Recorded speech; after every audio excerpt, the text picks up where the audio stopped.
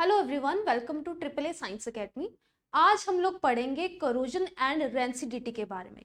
ये टॉपिक ऐसे हैं कि एग्जाम्स में हर बार इन टॉपिक में से कोई ना कोई क्वेश्चन तो पूछा ही जाता है। स्टार्ट करते हैं करोजन से। अब करोजन क्या होता है बच्चों? जब कोई मेटल बाहर लंबे टाइम के लिए हवा में पड़ा रहता है तो हवा में जो गैसेस प्रेजेंट होती हैं या मॉइस्चर प्रेजेंट होता है या कई बार एसिड, कोई केमिकल प्रेजेंट होता है जैसे कि एसिड, तो उनसे ये मेटल रिएक्ट कर जाता है। उस रिएक्शन की वजह से ये मेटल खराब हो जाता है। खराब यानी कि इसका कलर चेंज हो जाता है और ये वीक भी हो जाता है। तो सबसे पहले कोरोजन की डेफिनेशन देखते हैं। Corrosion is the process in which metals are eaten up gradually by the action of air, moisture or a chemical such as acid on their surface. Example से समझते हैं। अब ये एग्जाम्पल बहुत इंपॉर्टेंट है। एग्जाम्पल है रस्टिंग ऑफ आयरन। हम सब ने आयरन नेल्स देखी होंगी और हम सब ने ये वाली आयरन नेल्स भी देखी होंगी। दोनों में डिफरेंस क्या है? कलर का। कलर के साथ साथ स्ट्रेंथ का भी डिफरेंस है। ये आयरन नेल स्ट्रॉन्ग है, ये आयरन नेल वीक है। ऐसा क्यों हुआ? रस्टिंग की वजह से। बच्चों इसके ऊपर जो एक लेयर है इसको ही बोलते हैं रस्ट। ये क्यों हुआ? कोरोजन की वजह से।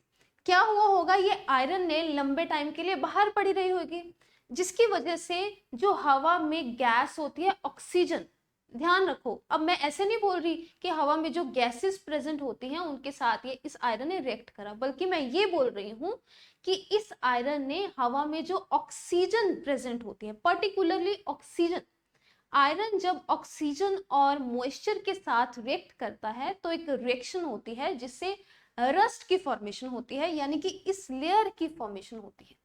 ये लेयर जो होती है वो रेडिश ब्राउन कलर की होती है। आप ये लोग यहाँ पिक्चर में देख ही सकते हो। इससे क्या होता है, इस मेटल की, आयरन की स्ट्रेंथ जो है वो वीक हो जाती है। अच्छा बच्चों, ये जो लेयर होती है ये सॉफ्ट होती है। धीरे धीरे क्या होता है, ये लेयर उतर भी जाती है। जब ये उतरती है फिर से रस्टिंग स्टार्ट होती है।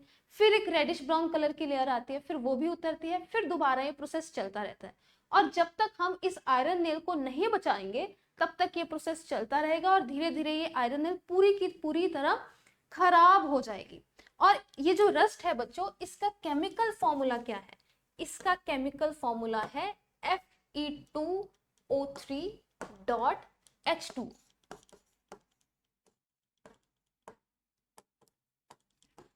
मैं यहाँ पे एक रिएक्शन लिखने वाली हूँ।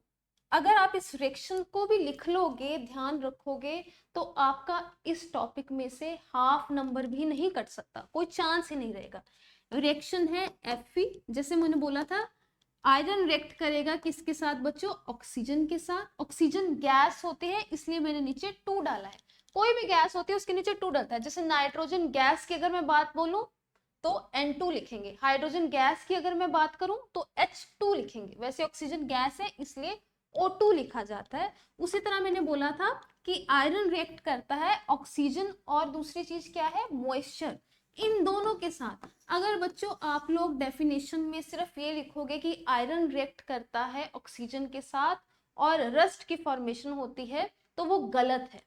रस्ट की फॉर्मेशन तब होती है जब आयरन रिएक्ट करता है ऑक्सीजन एंड मॉइस्चर दोनों के साथ। दोनों जरूरी हैं, ऑक्सीजन एंड मॉइस्चर। एक के बारे में नहीं लिखोगे तो मार्क्स कटेंगे, तो रिएक्शन हो ही नहीं सकती। Iron, oxygen and water react करते हैं और फॉर्मेशन होती है रस्ट की, जिसका फॉर्मूला है Fe2O3.H2। अब इस रिएक्शन की बैलेंसिंग करेंगे। बैलेंसिंग में आएगा यहाँ पे 4 3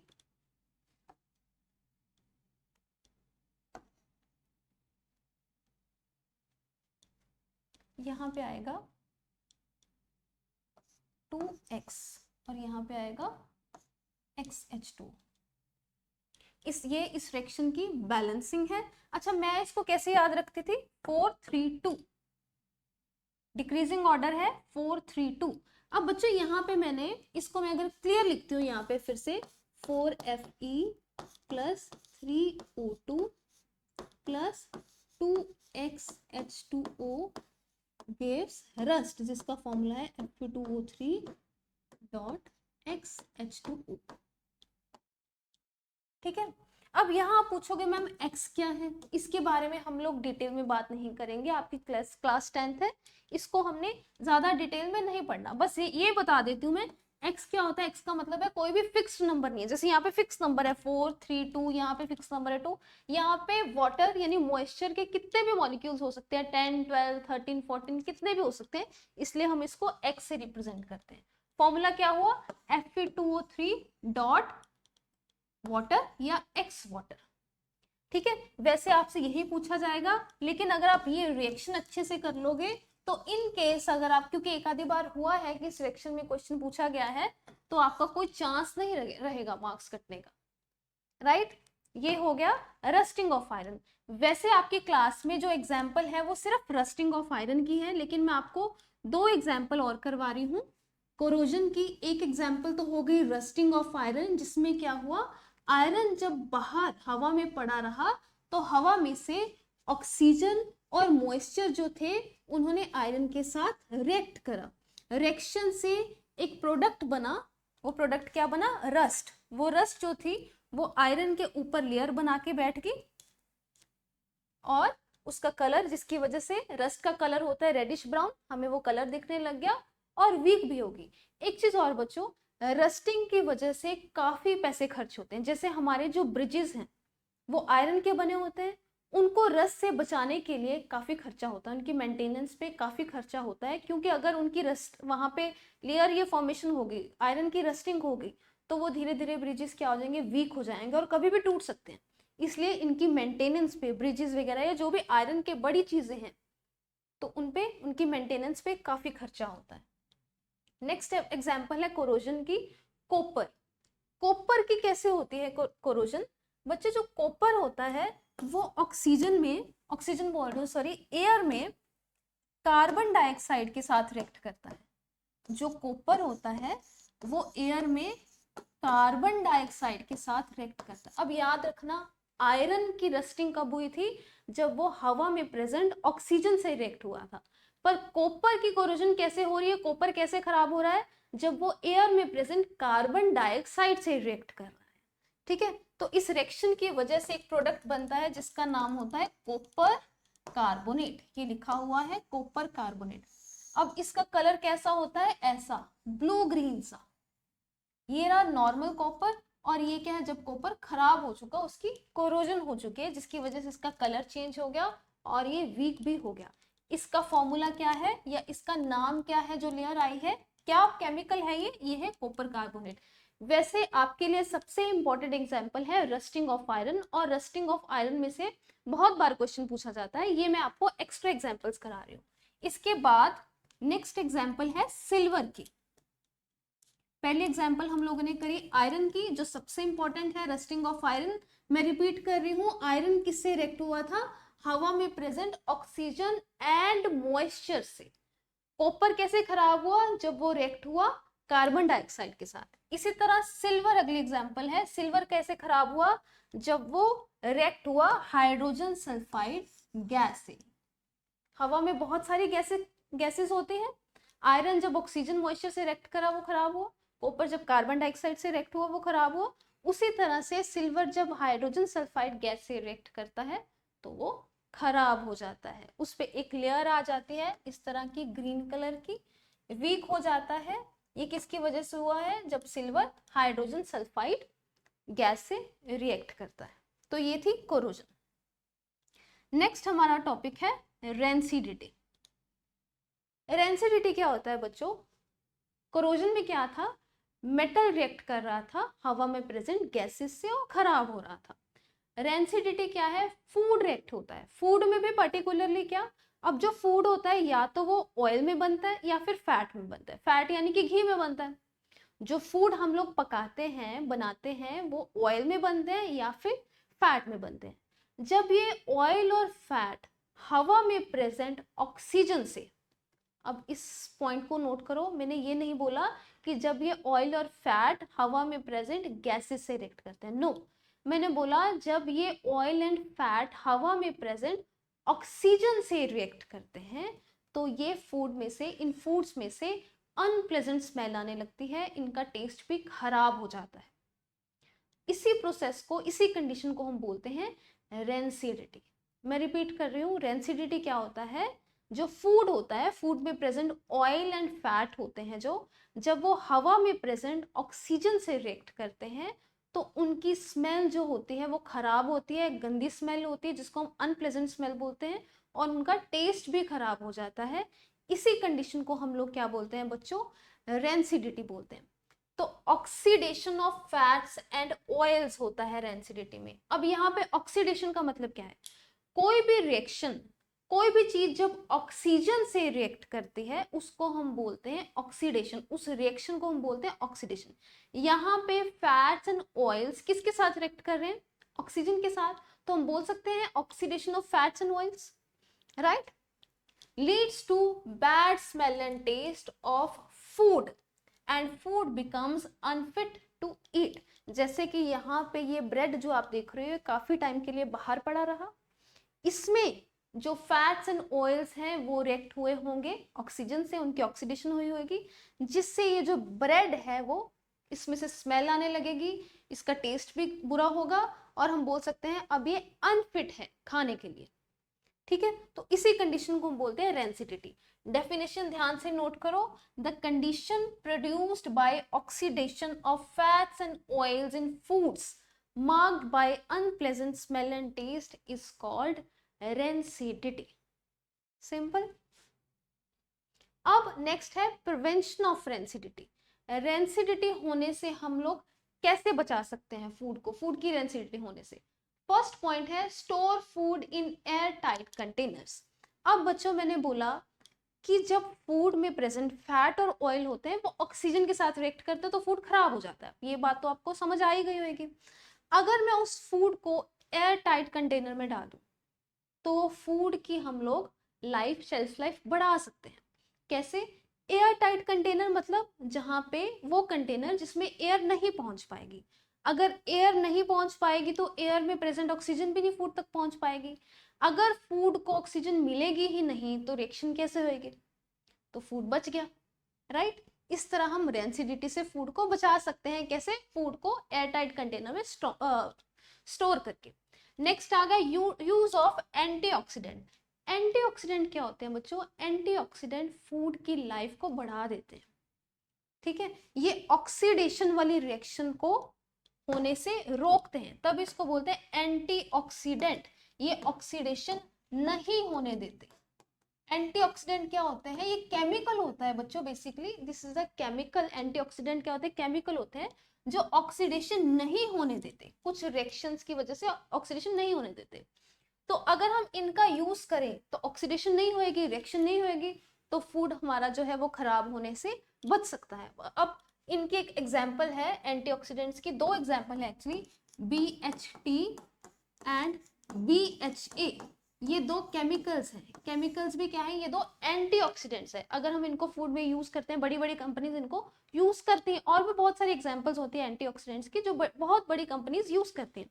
हमने दो ही एग्जांपल करनी है, BHT एंड BHA। अगर इनको हम फूड में यूज करते हैं तो फूड की लाइफ बढ़ाई जा सकती है। बट एक चीज और, इनके नुकसान बहुत होते हैं बॉडी के लिए, इसीलिए हम बोलते हैं वो फूड यूज करो जिनमें एंटीऑक्सीडेंट्स ना हो।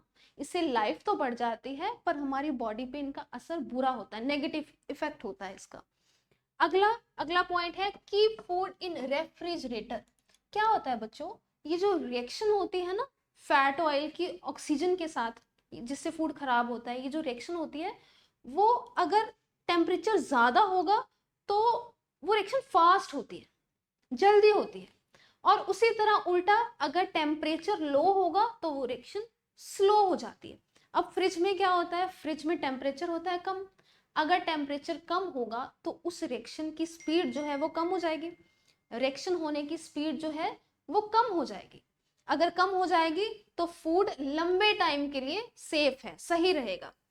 ठीक है, कीप फूड इन रेफ्रिजरेटर, इससे भी मतलब हम फूड की लाइफ को बढ़ा सकते हैं। कैसे? क्यों? इसका रीजन मैंने बताया कि अगर हाई टेम्परेचर होता है तो ये ऑक्सीडेशन की रिएक्शन जो होती है वो फास्ट होती है, उसी तरह से अगर लो टेम्परेचर होता है तो ये रिएक्शन स्लो डाउन हो जाती है। तो हम फूड को रेफ्रिजरेटर में रख देंगे जिसमें टेम्परेचर कम होता है, रिएक्शन अपने आप ही बहुत स्लो हो जाएगी। तो फूड की लाइफ जो है बढ़ जाएगी। ऐसा नहीं कि फूड कभी खराब ही नहीं होएगा, उसका लाइफ बढ़ जाएगी, लेट खराब होगा, हमारे पास हमें टाइम मिल जाएगा फूड को बचाने का।